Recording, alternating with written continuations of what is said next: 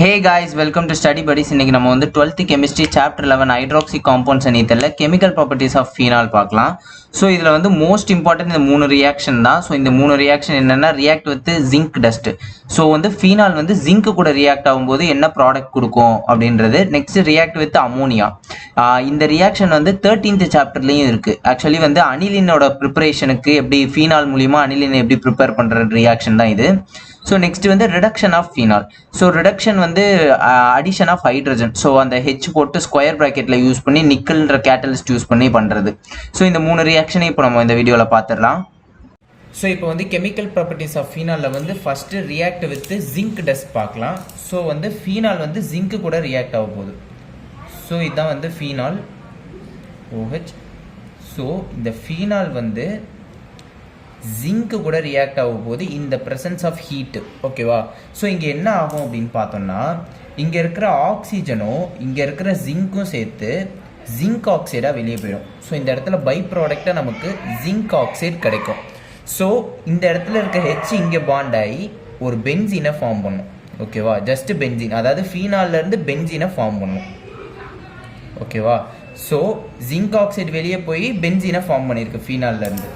So இப்போ வந்து phenol react with ammonia. So வந்து அதே தான் கெமிக்கல் ப்ராப்பர்ட்டிஸ் ஆஃப் ஃபீனால்னா ஃபீனால் தான் ரியாக்ட் பண்ணணும். ஸோ ஃபீனால், ஸோ இது கூட அமோனியாவை ரியாக்ட் பண்ணும் NH3.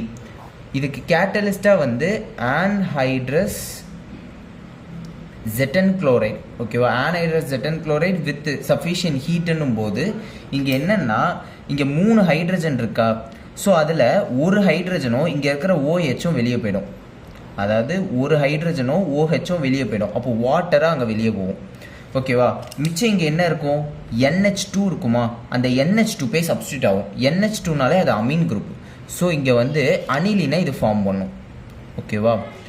இது வந்து அனிலின், ஓகேவா. இங்கேருந்து வாட்டர் ரிமூவ் ஆகி அனிலினை ஃபார்ம் பண்ணுது. ஃபீனால் அமோனியா கூட ரியாக்ட் ஆகும். ஸோ இப்போ வந்து ரிடக்ஷன் பார்க்கலாம். ஸோ ஃபீனாலில் ரிடக்ஷனுக்கு வந்து நிக்கல் இல்லை பிளாட்டினம், இந்த 2 காம்பவுண்ட் தான் மோஸ்ட்லி யூஸ் பண்ணுவோம். ஸோ ஃபஸ்ட்டு ஃபீனால் எழுதிடலாம். ஸோ ஃபீனால், இது வந்து ஃபீனால். இதை வந்து ரிடக்ஷன் பண்ண போகிறோம் நிக்கல் யூஸ் பண்ணி. நம்ம புக்கில் வந்து நிக்கல் தான் யூஸ் பண்ணியிருக்காங்க. ஸோ ரிடக்ஷனுக்கு ஹைட்ரஜனை ஸ்கொயர் ப்ராக்கெட்டில் போடணும். ஸோ ஆக்சுவலி இந்த ஃபீனால் எப்படி இருக்கும், இங்கே டபுள் பாண்ட் காம்பவுண்ட் டபுள் பாண்டடாக இருக்கும், 1 விட்டு 1ன்ற மாதிரி இருக்கும், கரெக்டாக. ஸோ இங்கே இருக்கிற கார்பன் ஹைட்ரஜன் வந்து இங்கே இருக்க இந்த கார்பனில் இருக்க டபுள் பாண்ட்ஸை சாட்டிஸ்ஃபை பண்ணும். ஸோ சாட்டிஸ்ஃபை பண்ணி இங்கே என்னத்தை ஃபார்ம் பண்ணோம்னா சைக்ளோ